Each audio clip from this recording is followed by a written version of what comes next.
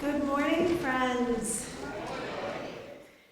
My name is Jennifer Johnson, and I have the honor and pleasure of serving as the lead minister here at First Parish in Concord.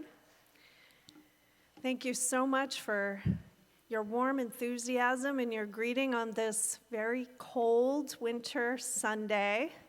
Welcome to all who are joining us, both here in our historic sanctuary and over Zoom. To gather in worship is a sacred act, and your presence among us is a blessing. We are glad and grateful that you are here. First Parish in Concord is a member of the Unitarian Universalist Association of Congregations, and love lies at the center of our faith. We covenant to grow spiritually and ethically together as we adapt to a changing world. With humility and reverence, we acknowledge our place in the great web of life. In this congregation, we believe in democracy, and we affirm that Black Lives Matter as we embrace our differences and commonalities with love, curiosity, and respect. If you are visiting or newer to the congregation, we extend warm greetings to you. Each week, a representative of our governing board is available to answer questions, and my records told me that Cece King is the rep this morning. Is Cece here? So, in lieu of Cece, Susan C., who's up front and waving her hand, has agreed to serve as our rep this morning. So if you have any questions, please see Susan after the service or during. See Susan C., yes. Ushers are also available at the rear of the sanctuary and can provide you with assisted listening devices, play packets for young ones, and directions to our restrooms, or what we call the wiggle room, which is downstairs in our parlor, and it's a place where little ones can enjoy space to play. There are toys down there, and the service is live streaming on a big screen. Please join us immediately following the service for coffee hour in the parish hall downstairs.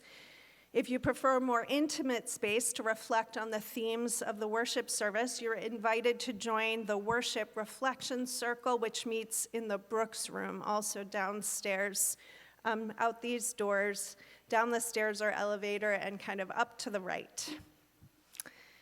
And with that, we will now open our worship with song. Please rise in body or spirit and join in singing number 126, Come Thou Font of Every Blessing. Praise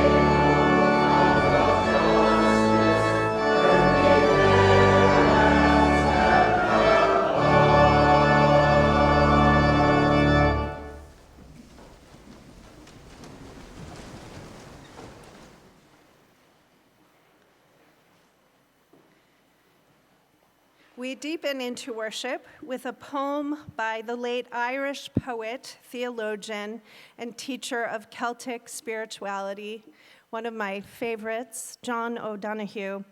The poem is called Beannacht, the Gaelic word for blessing, and it is his blessing for a new year.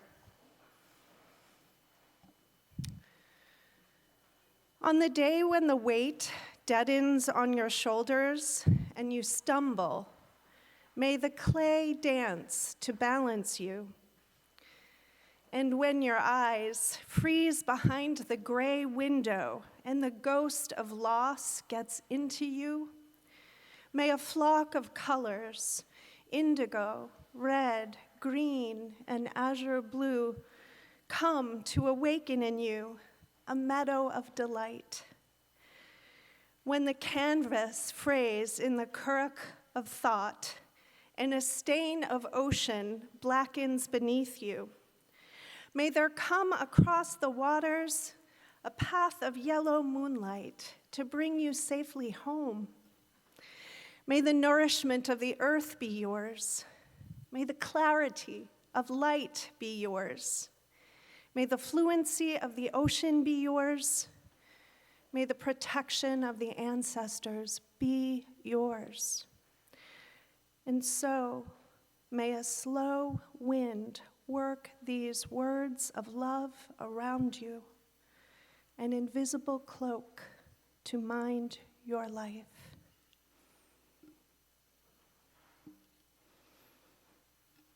I told you he was good. In our Unitarian Universalist tradition, when we gather to worship, we kindle a flaming chalice, the symbol of our faith. The light of the chalice calls us to be beacons of love, compassion, and hope in a beautiful and broken world. We have a tradition here at First Parish that as we light the chalice, the whole congregation joins in a unison response. We're going to introduce a little new approach to this unison response. We're going to try some different words.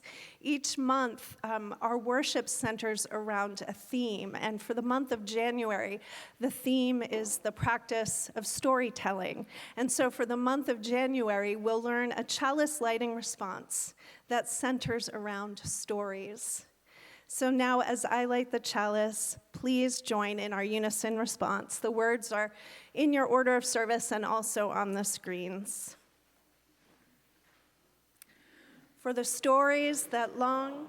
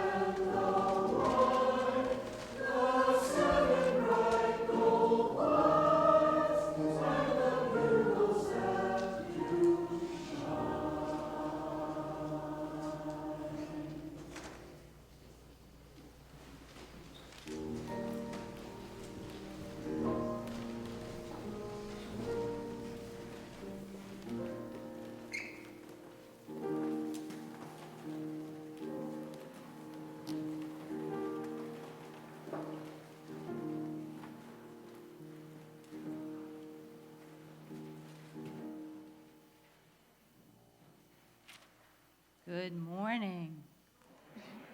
I'm the Reverend Amy Friedman. I serve as your Minister of Religious Education. And talking about stories being told and retold, I've told you stories before about the Sankofa bird. And so when I went into my little stack that is kind of behind my file cabinet to pull out a poster board, I found, though, this is like a New Year's miracle, I found the picture I'd already drawn of the Sankofa bird. Woo! I know, I should have had a slide. But the Sankofa bird looks back as it moves forward, so I thought, oh, I could get away with it. There. Beautiful. Notice the beautiful flowers, too. As Jennifer mentioned, this month we are exploring the practice of story. And so today we're diving into that theme by exploring how we as human beings are not just made of stories, but in fact we're writing our own stories with every choice that we make.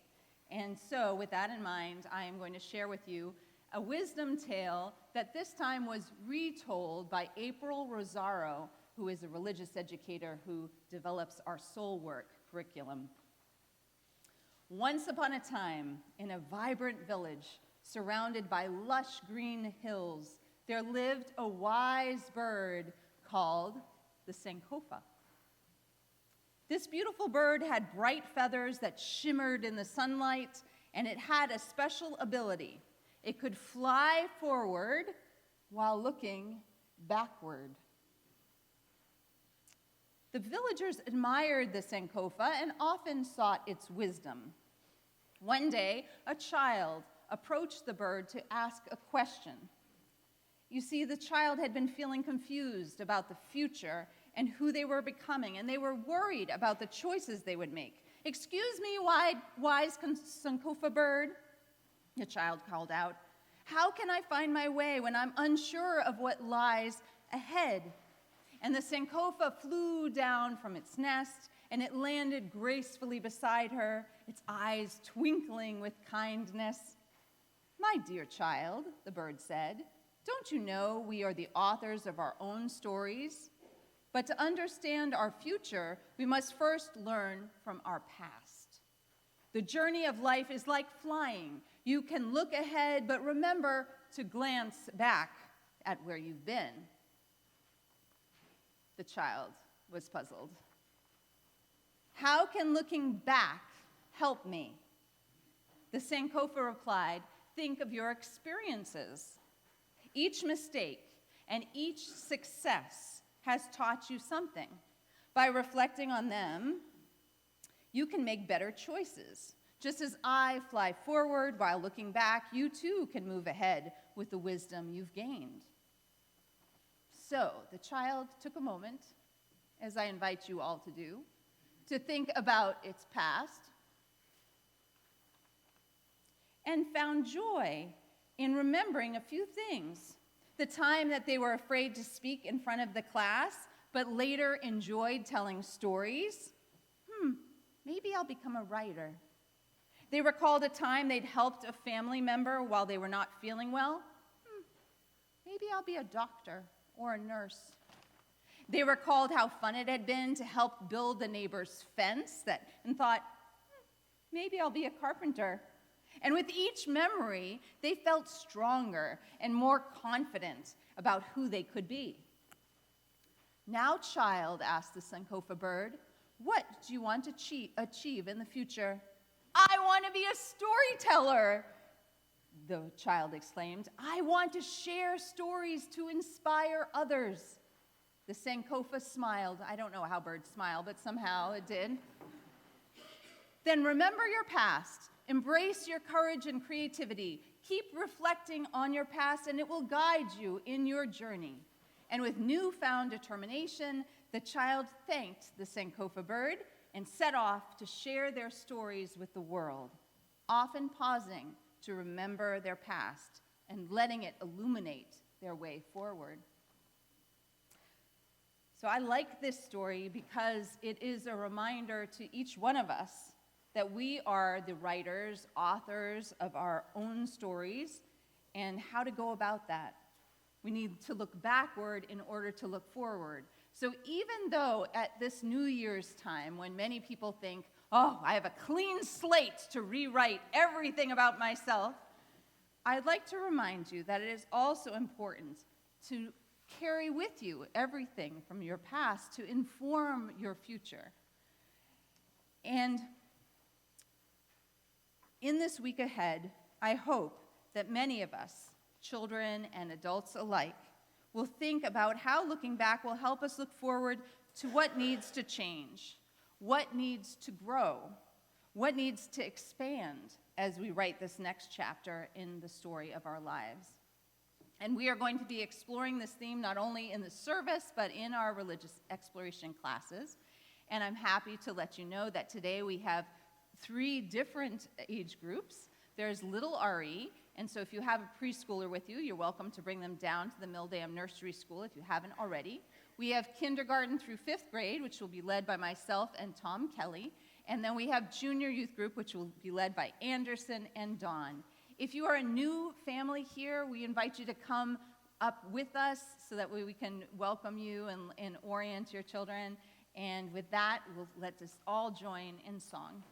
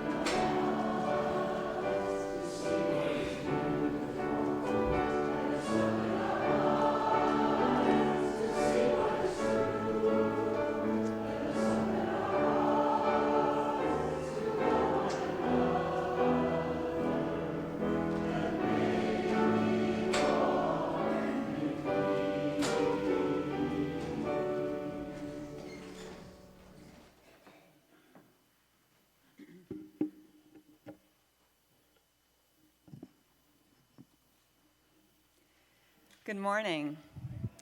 My name is Elizabeth Ide. My pronouns are she, her, and I am your acting minister for congregational care. It's my honor and joy to invite all of us into a time of prayer and meditation. It's good to be together today, to begin this journey of 2025 in community, where we are here to settle in for this time out of time.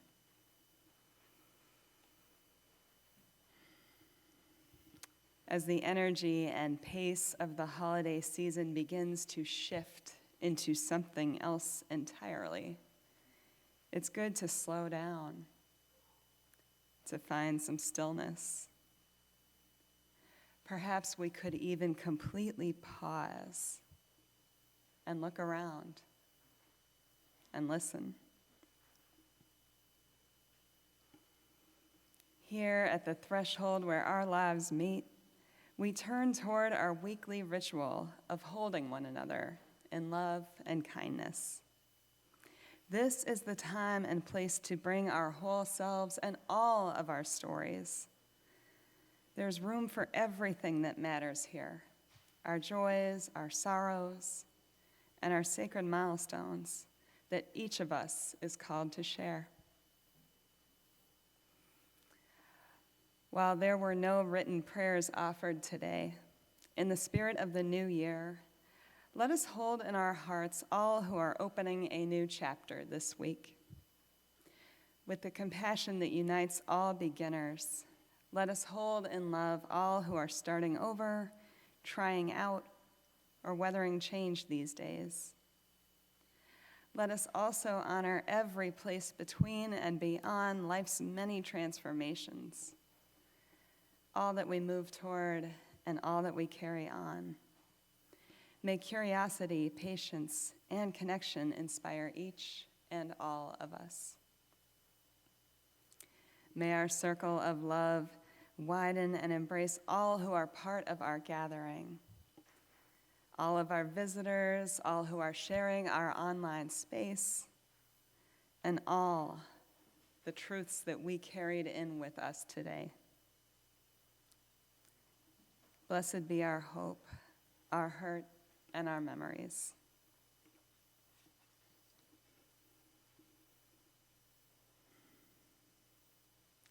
Into this space we have created together, I invite each and all of you to share the names and sacred concerns that you are holding today, either by typing them into the chat or saying them aloud into the space that surrounds you. Let us begin.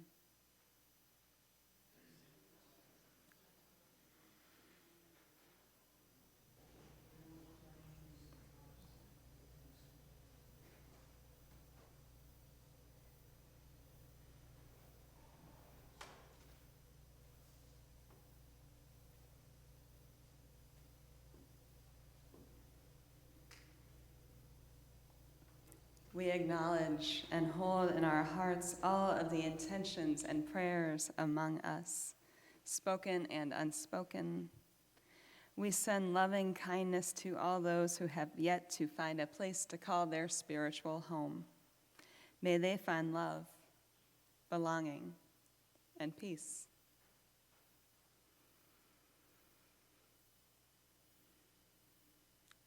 Let us continue our prayer in the words of Laura Riordan Berardi. May we find love in this place, love in our hearts, love for the broken down, love for the lonely, love for those who yet to feel whole, love for those in between, love for those out of our reach. May we find love, add love, and be love in this world. Amen.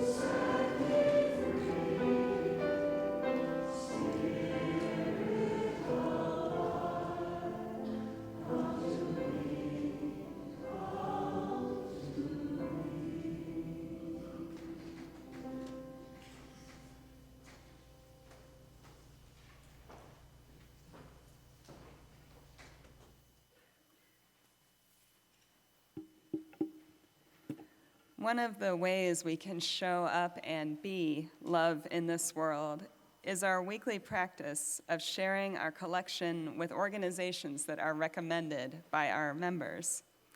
In January, our Share the Plate program will benefit Massachusetts Afghan Alliance.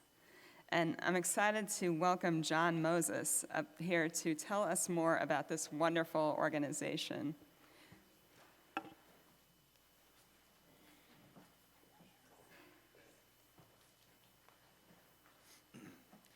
Hello, everybody. Hi. My name's John Moses. I'm from Chelmsford, Massachusetts, and I'm an Afghanistan veteran.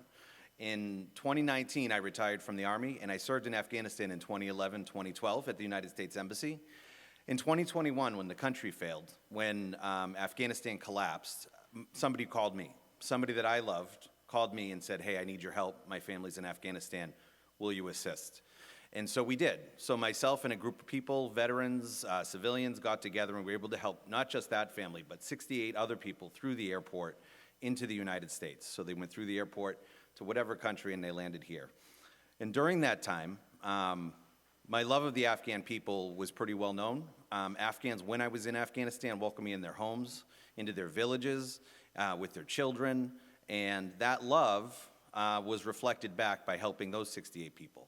But when people started arriving here in the United States, their journeys were very different. Some people had great groups like the Unitarians to help them and the groups within these different churches, and some came with nothing. So we ended up founding Massachusetts Afghan Alliance, and it's an organization that serves not just Afghan refugees, but also all women refugees and the volunteers that support them. So like the IJTF in your group, which has been great.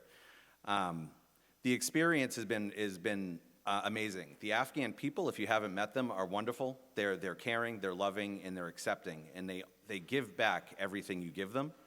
And so Massachusetts Afghan Alliance is right now raising money to fund a women's program. So we're going to host events in different communities, including Concord, where we're going to bring in Afghan and other refugee women to access resources, to be in a safe space with other women, and to really be able to grow into this American culture as a refugee with the resources they need. So Massachusetts Afghan Alliance has been a labor of love. I wake up every day and I work on this. I have children, I have a family. But this organization is going to make a huge difference in the greater Lowell region and for other refugees and other resettled peoples. And the Unitarians across the board have been the best ally I've had. Every town I go to, when I find a new family, I go to the Unitarians, I say, I need your help, and they never say no. So I want to thank you very personally as an organization, but very specifically, the very first Unitarians I met, the IJTF, and there's a few of them out there. So they were the first people that introduced me to your organization and the wonderful, wonderful organization it is. And I have never felt more welcome in a place. And I just thank you for your time, and I hope you be very generous today.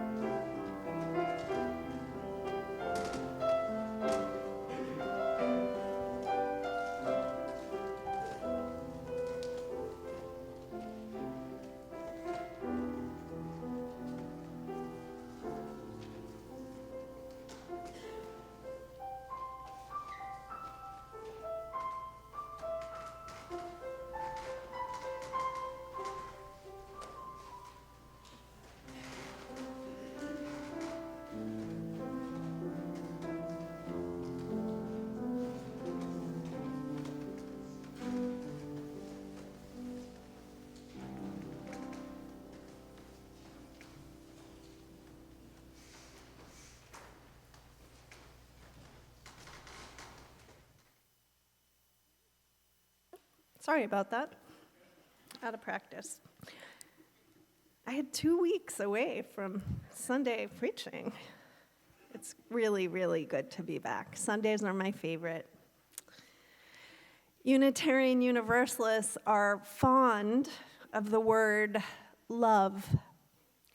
While we are tentative, some of us even uncomfortable with the language of the sacred in our pluralist tradition, with words like God, divine, and holy, we invoke love freely and abundantly.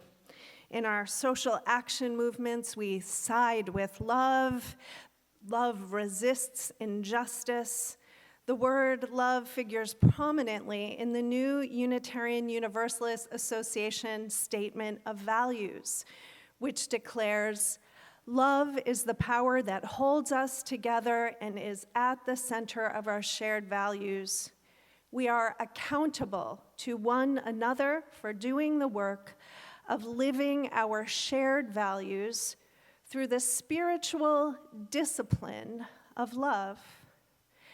This new statement includes a graphic representation of our interconnected shared values that places love prominently in the center, and you can see it displayed on our screens. Love at the center of 6 interconnected shared values. In the full statement with all the text, which you can access, and I encourage you to, at the UUA website, a textual explanation is given for each of the 6 values that surround love in this image: interdependence, equity, transformation, pluralism, generosity, and justice. Yet an explanation of love is conspicuously missing. Nowhere in the statement is love defined with any degree of specificity. Love is simply named as the power that holds us together. We are called to practice the spiritual discipline of love, but we are not instructed on what love is or what its discipline entails. I'm going to venture to assert that the omission is not by accident nor neglect. Unitarian Universalists have long been committed to a free and responsible search for truth and meaning.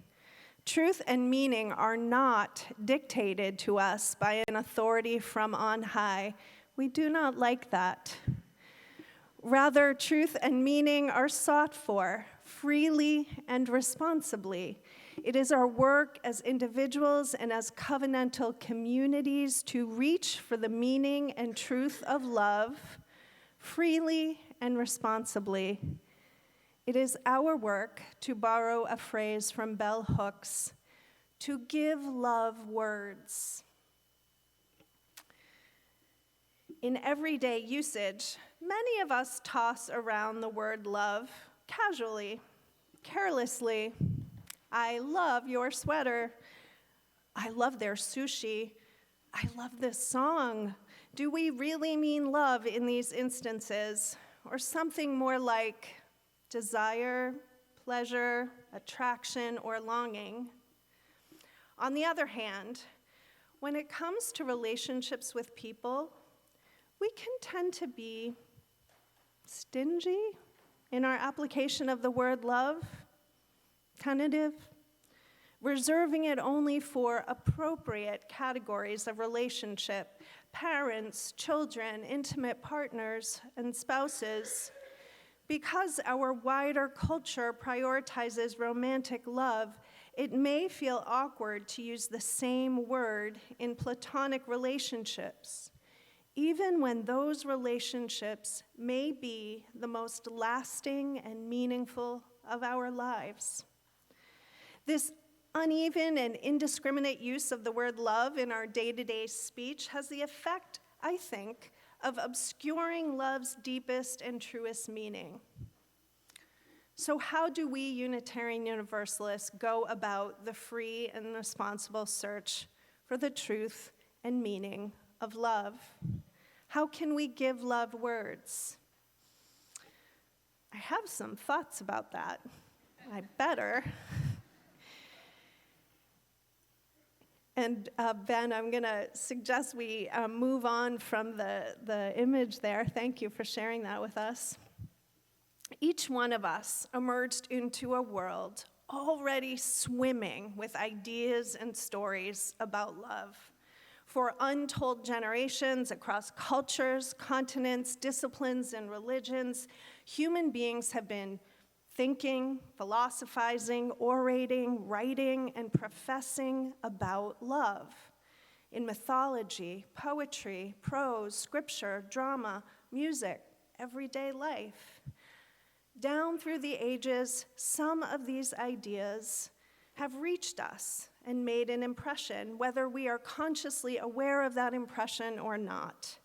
The free and responsible search for truth and meaning invites us, demands of us really, that we take notice of the ideas we've received about love, to take up those ideas and try them on for size, if you will, to use the fire of our thought to weigh those inherited ideas against the lived stories of our own lives. In this 21st century age of entrenched mass media, many of our ideas about love come from popular culture, the stories told through popular songs, movies, television shows, and fiction. And there we tend to conflate love with romance, with finding the object of our heart's desire, the one who elicits a feeling of longing and its answer, a feeling of desire and its gratification. In this framework, love is defined by a feeling, an intensely positive and powerful feeling that comes only with the person or persons who inspire that feeling. We don't choose love as much as love chooses us. The feeling of love may inspire actions of care or commitment, but love itself is the feeling in this framework. When and if the feeling of love fizzles, as it is wont to do, what happens to the commitment, the care? That may fizzle too. The trick, according to the pop culture stories, is to find lasting love, the feeling that never diminishes or wavers, if such a thing is even possible.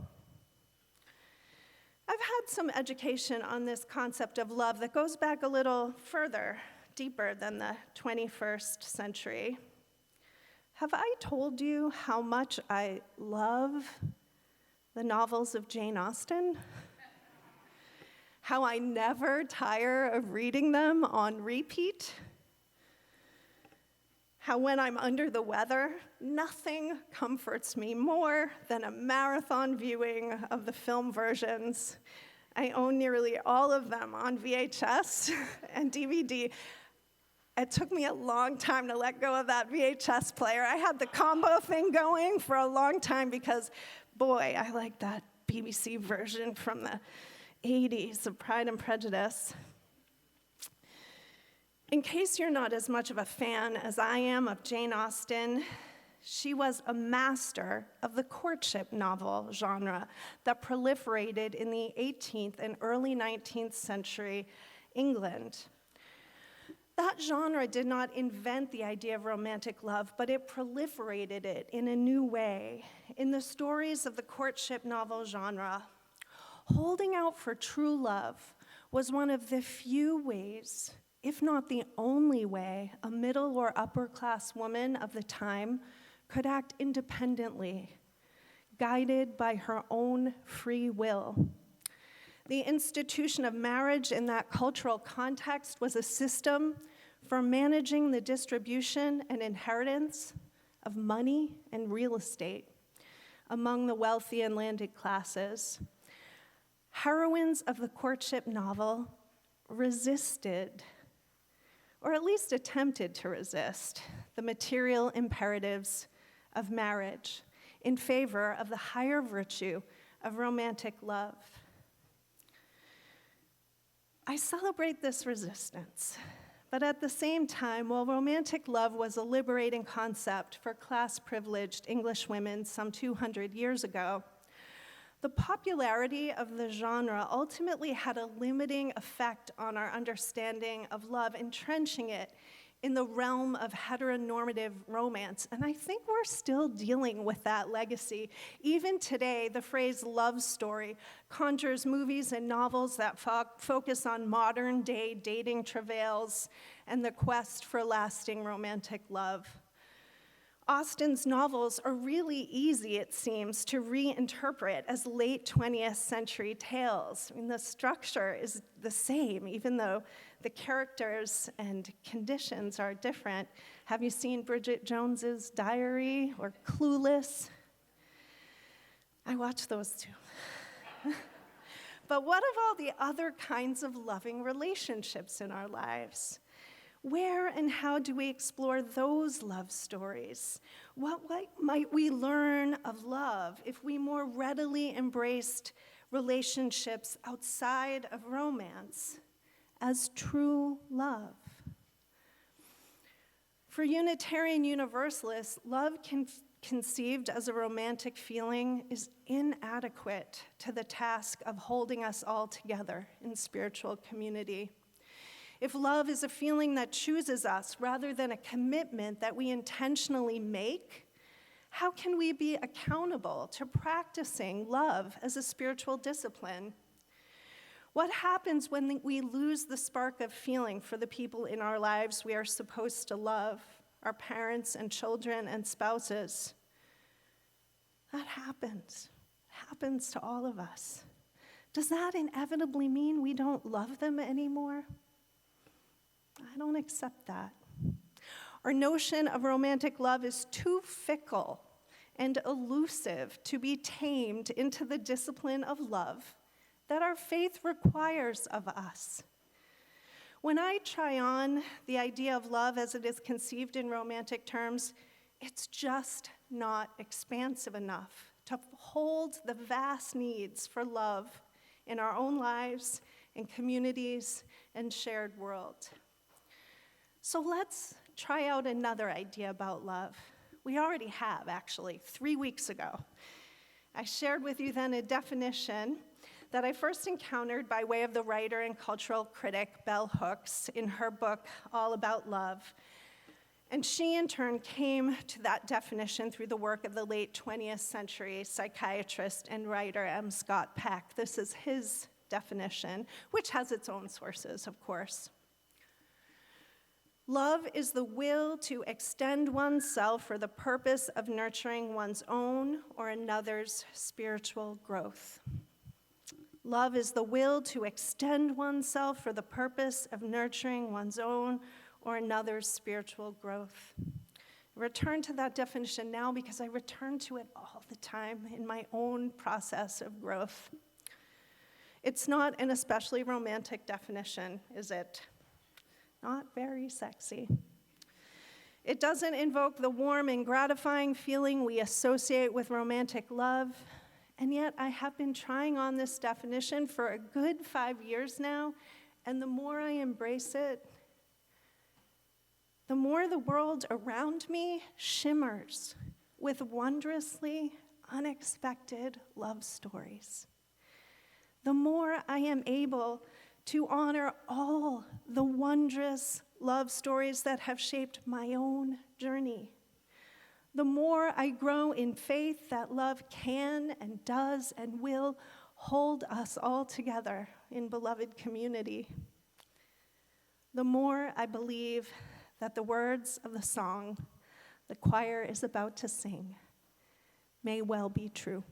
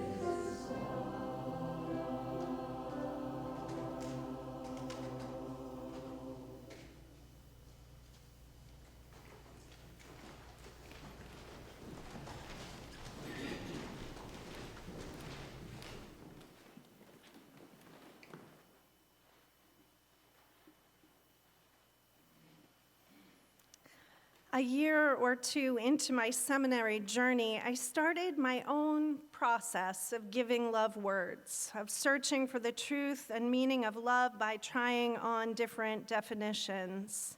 I started to notice how moved I was by relationships depicted in movies that were not conventional romances. Yet I could only think of them as love stories. I invited my younger daughter, Carly, to play along in a game I called I Spy a Love Story. We challenged one another to spot the unconventional love stories, the ones hidden under the surface or playing out on the periphery of the supposed main event, the unconditional cherishing of an insecure child by her grandfather, a mentor who takes uncommon interest in the potential of a young colleague, a singular moment of transformation passed between strangers facing a shared crisis. One of my favorite examples, fittingly, is from, I think it's a 1995 adaptation of Jane Austen's Sense and Sensibility by filmmaker Ang Lee, starring Emma Thompson, who also adapted the screenplay. I know a lot about my Jane Austen films.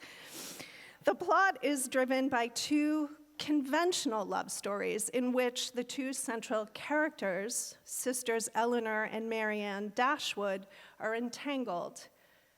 But it is the love between the sisters that drives the characters' deeper transformation. It is the sisters who extend themselves to nurture their own and each other's growth, who observe and attend with empathy to each other's heartache, who risk confrontation to speak to each other the truth in love, who challenge each other to mature in new ways. Ultimately, Marianne grows to embody more of Eleanor's sense, and Eleanor grows to inhabit more of Marianne's sensibility. A more recent favorite of this century is last year's The Holdovers, which my family rewatched maybe a couple times over the break. It's about a cantankerous private school teacher who gets stuck with the unceremonious duty of chaperoning a troublemaking student who has to hold over on campus during the winter holidays because his mother and stepfather decided at the last minute to exclude him from their Caribbean vacation. At the outset, the relationship between Mr. Hunnam and Angus is marked by a very strong feeling, mutual repulsion. Unable to see past what he deems their entitlement, Mr. Hunnam treats his students with scorn, sanctimony, and cruelty. Though he sees and admires a spark of intellectual curiosity in Angus, he makes no exception for him in his treatment. Mr. Hunnam's own life is pathologically small and lonely. He hardly ever leaves the campus of the private high school that is his own alma mater, and he does everything in his power to make himself off-putting to his students and colleagues. Angus is clearly bright and charming, but depressed and prone to acting out in his desperation for the parental love that eludes him. Over the course of the movie, as the characters reveal more of themselves to each other, Mr. Hunnam begins to care for Angus, at first perfunctorily, and eventually genuinely. Increasingly, Mr. Hunnam extends himself far outside of his comfort zone to help Angus address his emotional needs and intellectual potential. By the film's end, Mr. Hunnam's love for Angus moves him to take a risk that completely overturns the carefully self-protective and narrow life in which he has hidden himself away. In the course of loving Angus, Mr. Hunnam begins a journey of self-love. As I have opened myself up to these other kinds of love stories in fiction, love itself has felt more clear and present and abundant to me in the real world, less elusive and uncertain. With the definition of love from M. Scott Peck as my lens, I look at relationships in my life with new vision, and I am able to count more love stories as my own. I am able to see the love that I didn't recognize as such in my early relationships. I think of my Aunt Mary.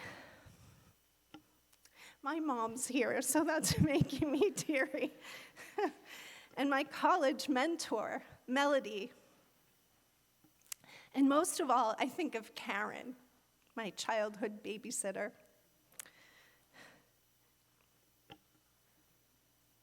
Karen's worthy of some tears. Thank you.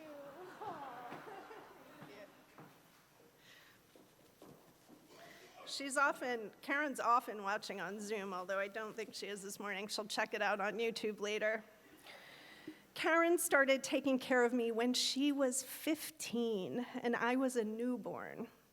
In the mid-'70s, she wore cut-off jeans with a fine-toothed comb peeking from the back pocket. She used it to feather her silky brown hair parted in the middle. I thought that was so cool. Then and now, Karen had a remarkable ability to connect with children of all ages and a special gift for making life feel magical. To call her a babysitter does not do justice to her place in my heart. Fairy godmother is more like it. Yet what makes our relationship a love story is not just the fun and magic that Karen brought into my life. More so, it's the way Karen stuck with me and my siblings through the roughest patches of my parents' separation when we became especially needy and just as obnoxious as that character Angus. The way she noticed on my 11th birthday that I probably needed a little extra parental love from someone other than my parents. She spent money she didn't really have to take me out for a special dinner at a fancy restaurant, and she awkwardly presented me with a gift-wrapped copy of the Teenage Body book. If that's not love. 10 years later, Karen overcame her fear of driving over big bridges so that she could visit me at college and help set up my first apartment. These stories affirm for me the definition of love as the will to extend oneself for the purpose of nurturing one's own or another's spiritual growth. And there's a twist to it. When we extend ourselves to support and nurture the growth of someone else, we almost always inevitably nurture our own. What are your stories? What definition of love gives you a wider lens to see the other kinds of love stories in your life and world? I cherish the stories I've shared with you, the real ones and the fictional, because they have helped me come to a more expansive understanding of love. But my search for love's truth and meaning is not and never will be complete. These days, I've been passing a new question through the fire of my thought. Whence does this love come? And why?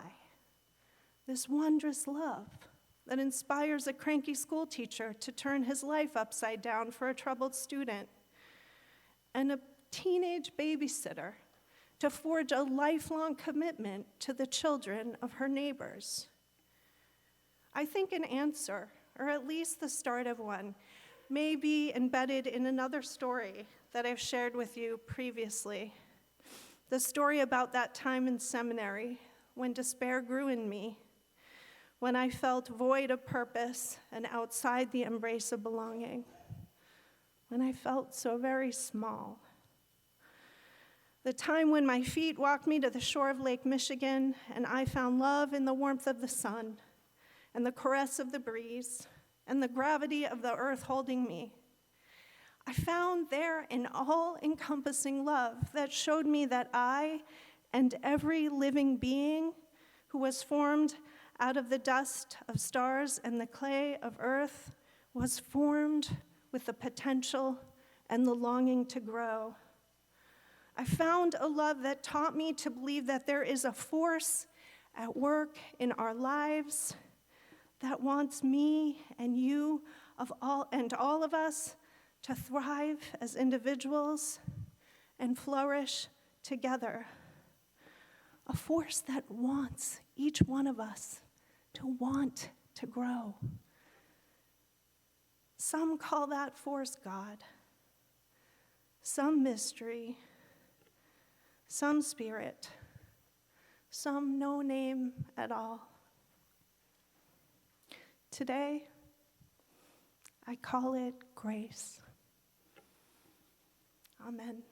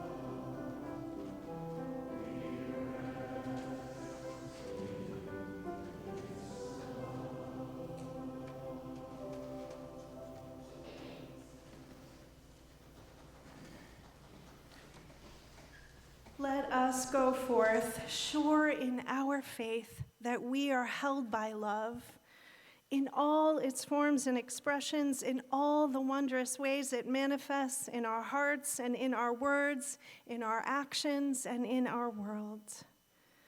Let us rest in that love. Amen. Please rise in body or spirit and join in our closing hymn. It's number 118, What Wondrous Love Is This?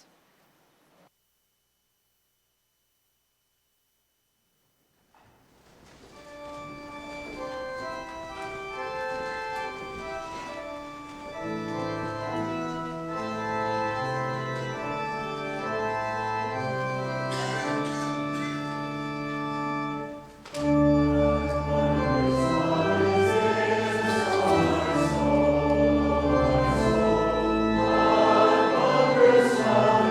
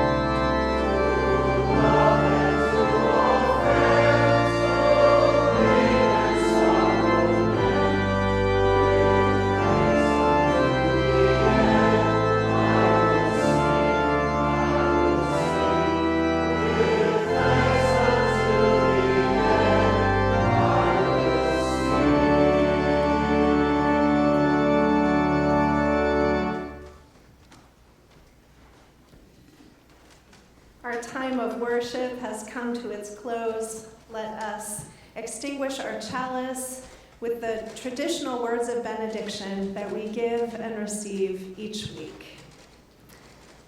Let us go.